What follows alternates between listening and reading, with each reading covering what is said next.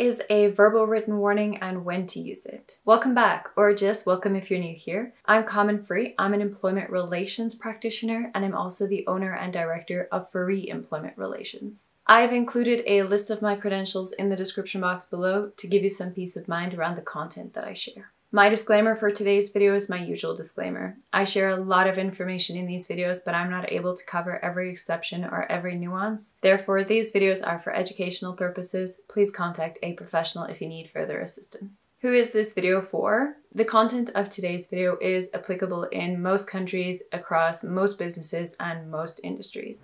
The people that I believe can derive value from today's video include employers, leaders, managers, and anybody in the organization who is going to be taking disciplinary action. I also believe this video could be valuable to other practitioners or students of labor law, labor relations, industrial relations, or employment relations. And then finally, I believe that employees and employee representatives can also gain valuable information from today's video, especially if they are on the receiving end of a verbal written warning. So what is a verbal written warning? You may have heard me say this in some of my videos, and understandably, it sounds a little bit odd. If you're not familiar with it, it also will sound contradictory, a verbal written warning. But despite that, it is an official thing. Why do we say verbal written warning? I've often had cases where employers or managers will say to me, they gave an employee a verbal warning. When I hear this, I need to ask, did you issue them with a physical verbal warning?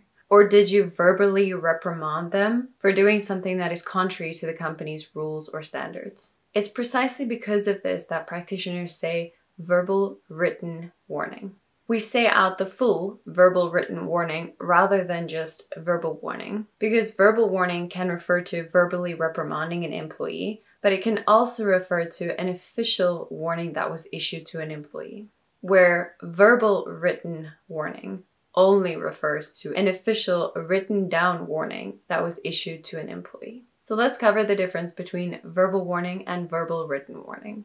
I'm going to start by describing a verbal warning. Verbal warning, instead of verbal written warning, refers to a scenario where an employee did something that was contrary to the company's rules or standards, that is very minor, and therefore doesn't warrant formal disciplinary action.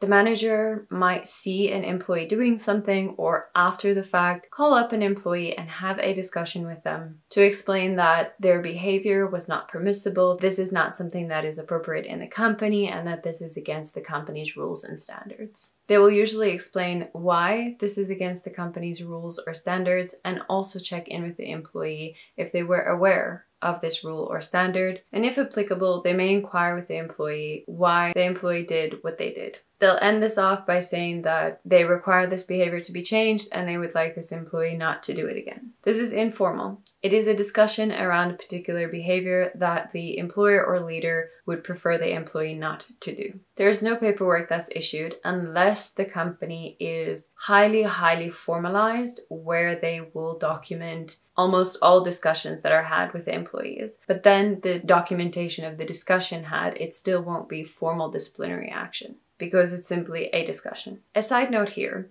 more formalization is not necessarily better. In the employment relationship, the formalization of things like policies, procedures, and general ways of going about the employment relationship should only increase as the size of the company increases in terms of number of employees, and also in scenarios where the trust between the parties to the employment relationship decreases. I caution against formalization of policies and procedures and approaches to the employment relationship where it is not necessary. This is because formalization where it's not necessary is not a neutral thing. This is something that can cause harm to the employment relationship. It can typically diminish the trust that employees have in leadership. It also has a negative impact on proper communication between the parties to the employment relationship. And then finally, it's time-consuming and ineffective to have formalized policies and procedures that are not necessary. When required, yes, of course, have a formal procedure, have a formal policy. But I'm simply cautioning that formalization is not necessarily always better. Now back to the verbal warning. Because no paperwork is issued, we usually refer to this as an informal reprimand. Referring to it as an informal reprimand rather than a verbal warning helps us to avoid the confusion between verbal warning and verbal written warning. My recommendation to practitioners, if somebody tells them that they received a verbal warning or a verbal warning was issued, it is important to always clarify exactly what is meant by that, rather than moving from what they assume verbal warning means in that context. And my recommendation to employers and leaders when discussing this with practitioners or with other people is to try to use language that is a little bit more clear. So that is to say, refer to it as an informal reprimand when a discussion was had, or simply say something like, I had a discussion with the employee about their behavior on that particular date. Or I have discussed this with them multiple times in both passing and also in more formal meetings.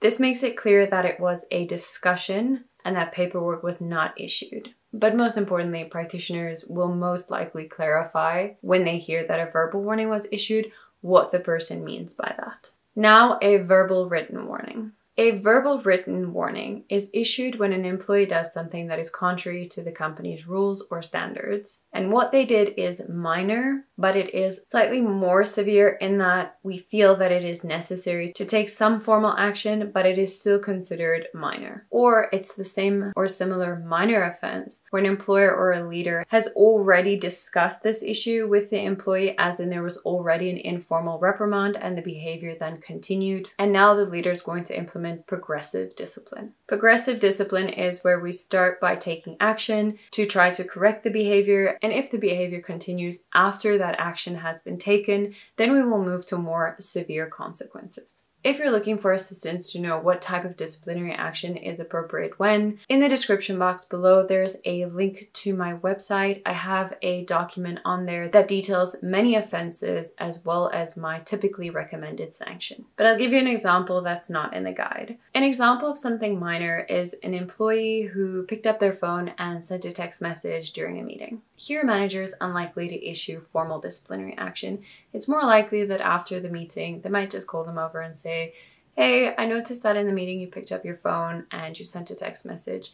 Just wanted to let you know how that came across, and it might send the message that you are not engaged or connected to the people who are speaking in the meeting, and it is my preference that you please don't do that again. The discussion can have more detail if necessary, but if after a discussion like that the person does it, then the leader may consider issuing, for example, a verbal written warning. And that leads me to my next point. When will somebody issue a verbal written warning? Up until this point, I've explained typically when somebody might issue a verbal written warning. That all being said, I actually don't recommend issuing a verbal written warning. So typically they would be issued for an offense that is considered minor. But when something minor happens, I advocate for effective discussions. Effective discussions here means dialogue. It means a discussion that is two ways between the leader and the employee. Not just a one-way discussion where the leader tells the employee, don't do this thing, and that's the extent of the discussion. If this behavior continues after a discussion is had, or if something moderately severe happens, my recommendation is to skip the verbal written warning and go straight to issuing a written warning. And here's why. A verbal written warning is typically only valid for 3 months. So what we often see happen is that somebody will issue a verbal written warning, the person will not do that same or similar offense again in the 3 months that the verbal written warning is valid, but then they're likely to do it again, and the leader will then need to issue another verbal written warning. The purpose of warning is corrective measures. We are trying to correct behavior that is contrary to the purpose of the business. Now, in correcting behavior, we want to make meaningful changes to that behavior. In my experience, and it is my opinion, that somebody is not necessarily making meaningful changes to their behavior if they just don't do something for 3 months. It is quite easy not to do something for 3 months. So with that, I don't think that a warning that is valid for 3 months is a good test of whether somebody has made an actual change to their behavior or not. A written warning, on the other hand, is valid for 6 months. I think that a 6-month period is a better period of time to give somebody the opportunity to make a meaningful change to their behavior. Now, I'll give you an example of where my recommendation typically differs from other practitioners. The offense of unauthorized absenteeism. Typically, the recommendations go like this. If an employee is absent without authorization for the first time, it is their first offense. Many practitioners will recommend issuing a verbal written warning. The unauthorized absenteeism that I'm discussing here is unauthorized absenteeism for 1 to 2 days. If it extends from 3 to more days, we are likely to take more severe action. But back to the example. So this is the employee's first offense, unauthorized absenteeism for 1 to 2 days. The recommendation is issue a verbal written warning that is valid for 3 months. If the employee commits the same or similar offense within the 3-month period, meaning that it is still valid, then the recommendation would be to issue a written warning that is valid for a period of 6 months. That was the employee's second offense.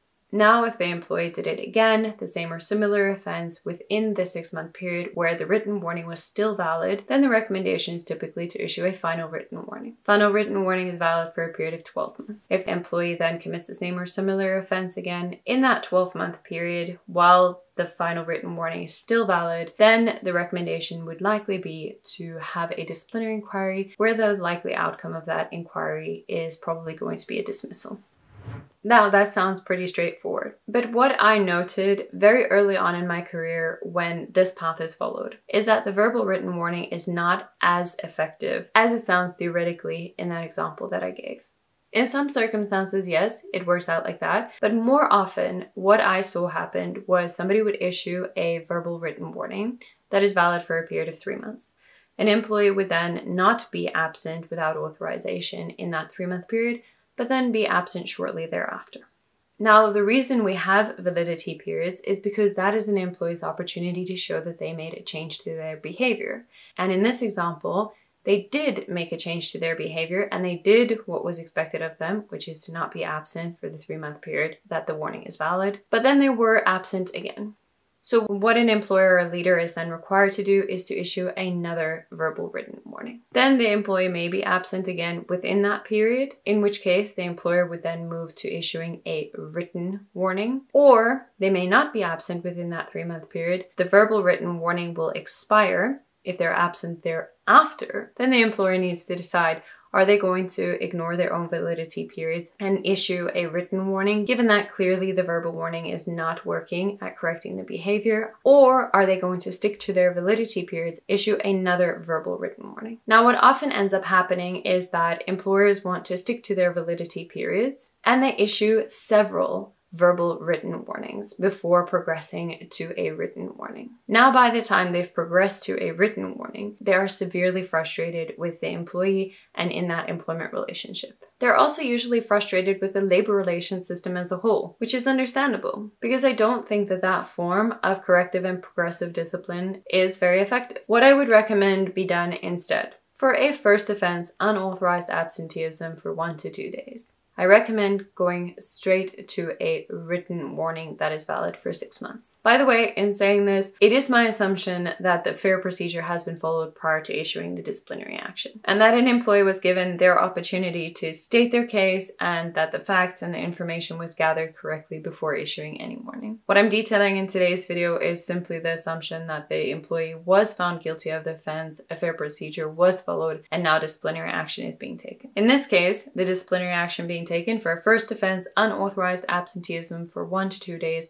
is a written warning that is valid for a 6-month period. I believe a 6-month period is a better period for a first offense to give somebody an opportunity to show that they can correct their behavior. We can often see in a 6-month period whether an employee has made an effort to prevent that behavior from happening again. Now, let's say the employee does commit the same or similar offense in that 6-month period. My recommendation, given that the written warning is still valid, is to issue a second written warning. And by this, I mean literally on the warning, right there, second written warning. Don't simply issue the same warning again. This is a form of progressive discipline. The decision to issue a second written warning will depend on the company and also the type of job that the person does. In the same breath, the decision that should the employee commit the same or similar offense when that second written warning is valid, to issue a third written warning, again, would depend on the nature of the company and the nature of the employee's job, as well as circumstances around the absenteeism. In most cases, I wouldn't recommend the use of a third written warning for something like unauthorized absenteeism, except in circumstances where we know it is incredibly difficult for employees to be able to attend work consistently and reliably.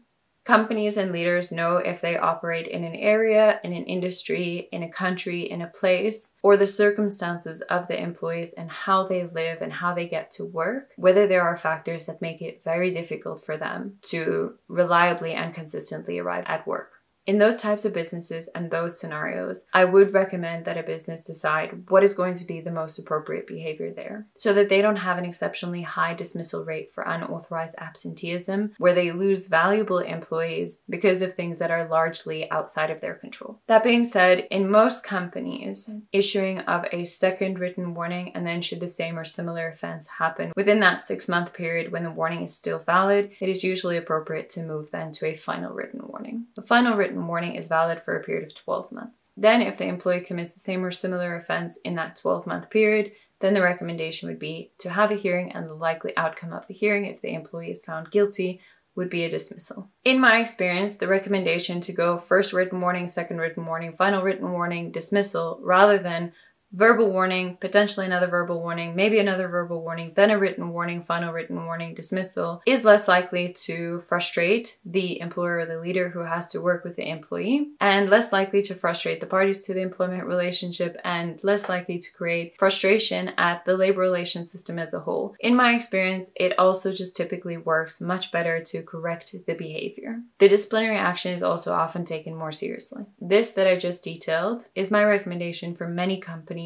where they are unskilled, semi-skilled, or even some skilled jobs. When an employee's job becomes incredibly technical, or they have an incredibly high degree of responsibility, then we are unlikely to go first written warning, second written warning, final written warning, dismissal. We are more likely to move straight to a final written warning for a first offense. The other thing to bear in mind is that whenever employers or managers are issuing final written warnings, one of the things that I will say to my clients or to anybody who asks me for a recommendation of what to issue, or they'd like to issue a final written warning, I question them or I remind them that when you issue it, bear in mind that should the person commit the same or similar offense in the next 12 months, and there are no exceptional mitigating circumstances around that the outcome should be one of a dismissal. If you don't feel that you're comfortable to dismiss the employee should the same or similar offense happen in the next 12 months, don't issue a final written warning, because final should mean final. If a leader is not comfortable to dismiss should the same or similar offense happen in the next 12 months, then my recommendation is use another written warning. Instead of the scenario where companies are issuing final written warnings where they don't feel comfortable to proceed with the action that has been said to the employee will happen should they commit the same or similar offense, and it starts to break down the corrective measures in the company, because final should mean final, except in very, very rare circumstances where we may deviate from this with what is typically referred to as a mercy sanction. Back to the expiry of warnings. If a company is issuing a warning of any type, a verbal written warning, a written warning, or a final written warning, and the person goes the entire validity period not doing it, and then they do it shortly thereafter, then that same warning is issued again, they go the entire validity period, and the person does it straight after the expiry of the warning again. A leader can, by about the third or fourth time where it's expired, move straight to more severe disciplinary action, even though that initial warning is no longer valid. This is not good practice. We like to avoid this as something that is common practice in a business. However, there are some circumstances where it becomes appropriate to move straight to more severe disciplinary action. In my experience, we can avoid this becoming a regular occurrence by not issuing verbal written warnings. Now, another reason I don't typically recommend the use of a verbal written warning. Verbal written warnings should be reserved for minor offenses. In my opinion, discussion with dialogue is usually more effective at changing behavior for minor offenses. More than that, some people are deeply affected by receiving warnings. I've chaired many hearings in my career. In some cases, employees seem quite comfortable, or at least not very disturbed by the fact that they're attending a disciplinary hearing. In other cases, I've seen employees be distraught by the fact that they were even invited to attend a disciplinary hearing, even when the outcome is one of not guilty. Now, when formal action needs to be taken, or we need to have a disciplinary hearing, or when we need to issue a warning, because it is appropriate and and necessary to correct behavior, then that needs to happen. But that being said, in my opinion, for a minor offense where we would have issued a verbal written warning, I think it does better for the employment relationship rather to have an effective discussion than to issue paperwork. And if the behavior was serious enough to warrant a warning, then I believe it's probably serious enough to issue a written warning. And that's where I'm going to end off today's video. I hope that it was useful in providing some clarification for a verbal written warning, which I understand does sound very odd and does sound like a contradictory term. Please remember that there are loads of videos on my channel if you are wanting more resources. I've also linked my website down below, and there I have several templates that employers and employees can use for different scenarios. If you find my videos helpful, I would appreciate if you could support my channel so that I can continue to make these videos for you. Support looks like liking the video, commenting on the video, subscribing to my channel, sharing it with anybody that you think may benefit from it, having a look at my website to see if there are any of the resources there that you think are useful for you, and then also letting me know what you'd like me to address in future videos so that I can keep making content that is of value to you. Thank you so much for watching today's video.